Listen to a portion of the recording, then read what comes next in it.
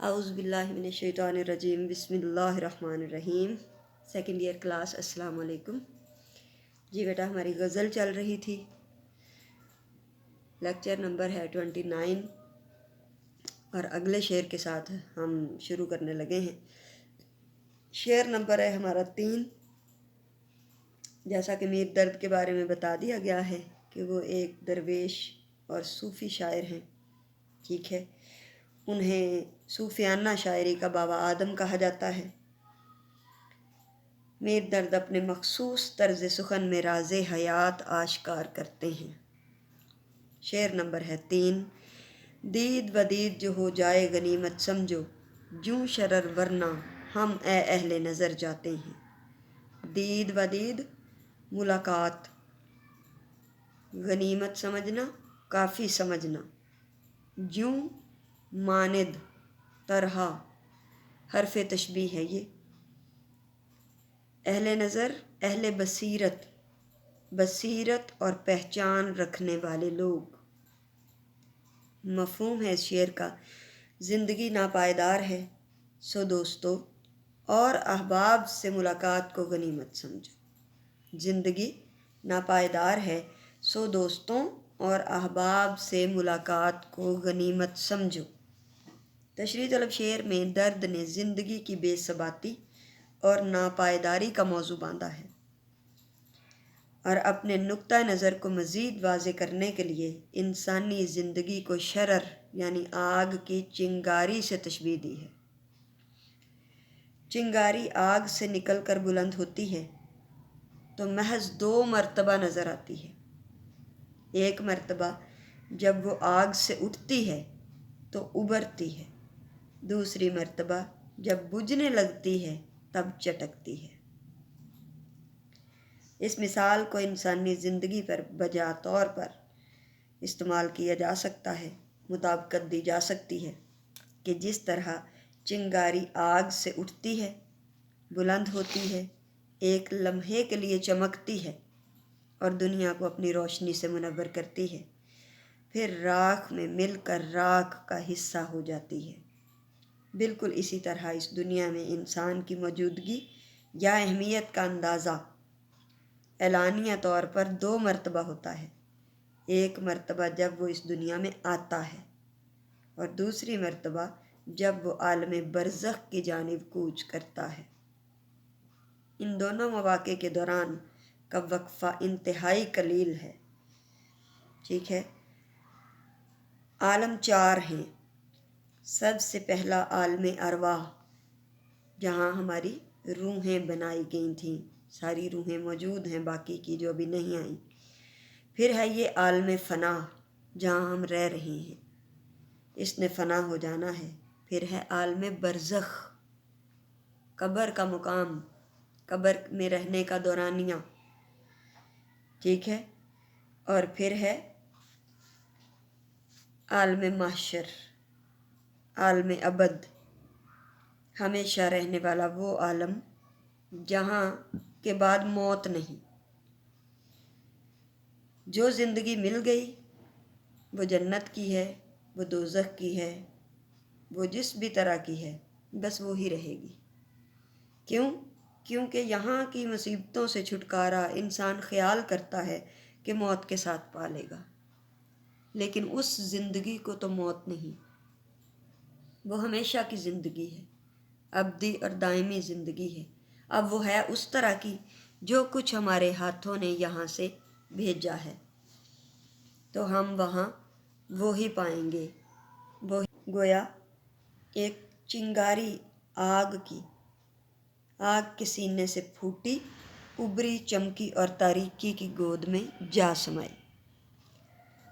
فرصت زندگی بہت کم ہے، حوالے کا شعر ہے۔ فرصت زندگی بہت کم ہے، مغتنم ہے یہ دید جو دم ہے۔ یعنی جتنی دیر ہم زندہ ہیں، ایک دوسرے سے ملتے ہیں، اس کو غنیمت سمجھیے، دوسروں سے نفرت نہ کیجیے، دوسروں کو برداشت کیجیے۔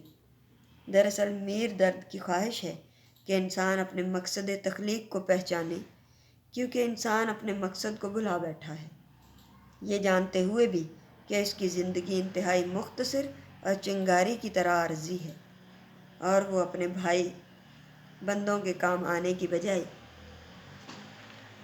ان کے لیے مشکلات پیدا کرتا ہے۔ پیار، خلوص، محبت کی بجائے بغض و عناد کدورتوں کو پروان چڑھاتا ہے۔ جب موت کا بلاوا آتا ہے تو کف افسوس ملتا ہے، کیونکہ اس کے دامن میں نیکیوں کی بجائے گناہوں کا انبار ہوتا ہے۔ اس کی زندگی برف کی طرح ہے، غیر محسوس انداز میں پگھلتی رہتی ہے، برف پانی بننے کے بعد مٹی میں مل جاتی ہے۔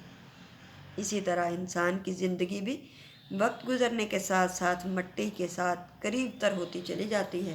آخر انسان مٹی میں چلا جاتا ہے، مر جاتا ہے، دفنا دیا جاتا ہے، پھر اس کا وہاں سے بھی وجود ختم ہو جاتا ہے۔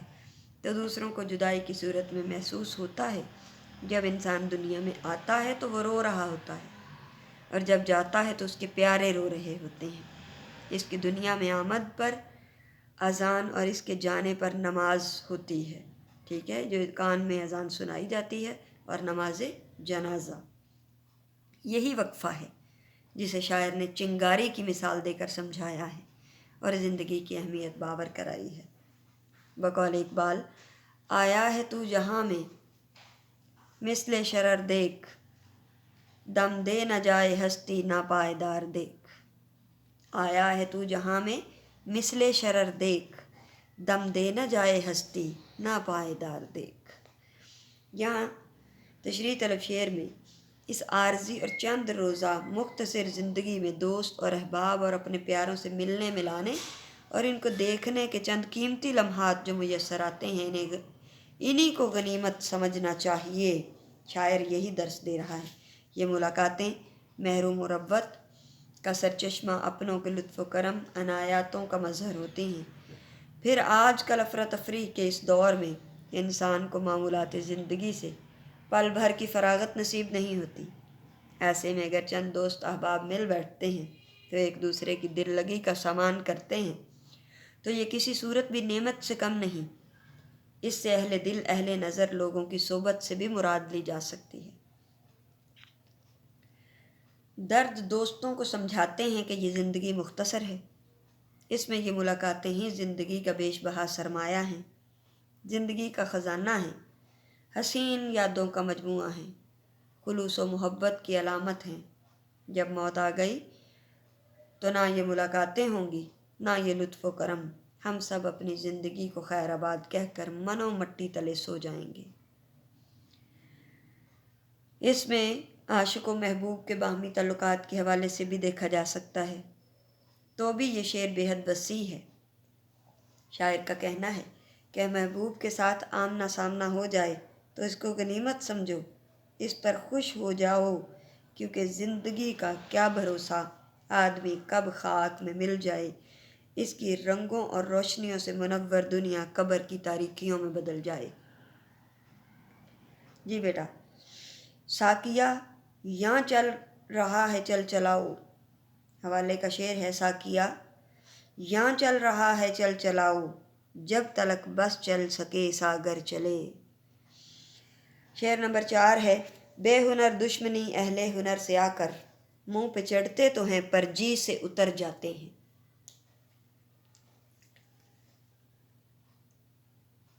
بے ہنر، ہنر اور خوبی سے محروم لوگ جن کے پاس کوئی ہنر اور خوبی نہیں ہوتی۔ اہل ہنر، ہنرمند، منہ پہ چڑھنا، مقابلہ کرنا، سامنے آنا، جی سے اترنا، نظروں سے گر جانا، دل سے اتر جانا۔ مفہوم ہے اس شعر کا، بے ہنر لوگ اہل ہنر اور باصلاحیت لوگوں کی توہین کر کے خود ہی ذلیل و خوار ہوتے ہیں۔ بے ہنر لوگ اہل ہنر اور باصلاحیت لوگوں کی توہین کر کے خود ہی ذلیل و خوار ہوتے ہیں۔ تشریح طلب شعر میں شاعر نے موجودہ زمانے کی ایک روش کی عکاسی کی ہے جو رواج ہے ہمارے زمانے کا، کہ ہم اپنے سے بڑوں کی، اپنے سے زیادہ علم والوں کی توہین کر کے بڑی بڑائی کا کرتے ہیں کہ ہم نے بہت بڑا کارنامہ سر انجام دے دیا۔ تو بیٹا، صوفی شاعر جو ہمارے درویشی हुलिया रखते थे, दरवेशी दिल रखते थे, बाअमल थे, बातें नहीं लगाते थे, इस्लाह करते थे। तो यहाँ भी इस्लाह का दर्स है मेरे लिए, आप सब के लिए। ये तर्ज अमल यूं तो हर दौर के अफराद में देखा गया, मगर शायर ने अपने हम असर लोगों की रवश का जिक्र किया। वैसे भी शायरी को आफाकियत का मुकाम हासिल है। शायरी किसी एक ज़माने के लिए नहीं होती कि वो उस वक्त के लोगों के लिए कह रहे थे, देखें आज ये बातें हम पर सच साबित हो रही हैं, हम क्या कर रहे हैं, हम भी तो यही कर रहे हैं। शायर कहता है, बेहुनर लोग जो किरदार व अमल की आला व अरफा खसूसियात से आरी होते हैं, बासलाहियत व बाकमाल लोगों से खार नहीं खाते, खार खाते हैं। वो जा बजाय इनकी तौहीन करते हैं। ज़रा वो खुद से आगे बढ़ते हुए दिखाई दिए तो उनकी तजलील करना शुरू कर दी। गुस्ताखी और बेअदबी का मुजाहरा करते हैं। एक तूफ़ान बदतमीज़ी होता है जो थमने का नाम नहीं लेता। मगर इस तर्ज अमल का नतीजा क्या निकलता है? यकीनी तौर पर ये लोग अपना डोल अपने गले में डाल कर बजाने के आदी होते हैं, और नतीजतन एक वक्त ऐसा आता है जब लोगों पर इनकी हकीकत आश्कार हो जाती है। अवामुन्नास के दिलों पर राज करने का ख्वाब देखने वाले अपना समूह लेकर रह जाते हैं। लोगों की अक्सरियत इनके रवैयों और हकीकत हाल से वाकिफ़ होकर इनसे किनारा कश हो जाती है, इनसे दूर हो जाती है, क्योंकि हकीकत सामने आ चुकी होती है। एक शेर है, हकीकत छुप नहीं सकती बनावट के असूलों से, हकीकत छुप नहीं सकती बनावट के असूलों से, कि खुशबू आ नहीं सकती कागज़ के फूलों से। दरअसल ये लोग एहसास कमतरी का शिकार होते हैं और इस एहसास को बर्तरी के इजहार में छुपाने की कोशिश करते हैं। ऐसी कोशिशें रायगां जाती हैं। ये लोग अपनी हरकतों से पहचाने जाते हैं, अपनी रही सही कदर भी खो देते हैं। कम ज़र्फ़ लोगों का ये तर्ज अमल रहा कि अहले ज़र्फ़ के मुकाबले तो नहीं खड़े हो सकते, बल्कि दुश्नाम तराज यानी गालियाँ निकालना शुरू कर देते हैं, हसद की आग में जलते हैं। इनकी ये हरकतें इनको ज़माने की नज़र से गिरा देती हैं, क्योंकि अब वो अपने गिरेबान में झांकने के बजाय दूसरों के गिरेबानों के तार गिनने में मसरूफ़ रहते हैं। एतराफ़ अज़मत के लिए भी बाअज़मत इंसान होना ज़रूरी है। वो इस हकीकत से नाआशना होते हैं कि फलदार टहनी ज़्यादा झुकी होती है, जिस टहनी पर कोई फल नहीं होता वो अकड़ी हुई होती है।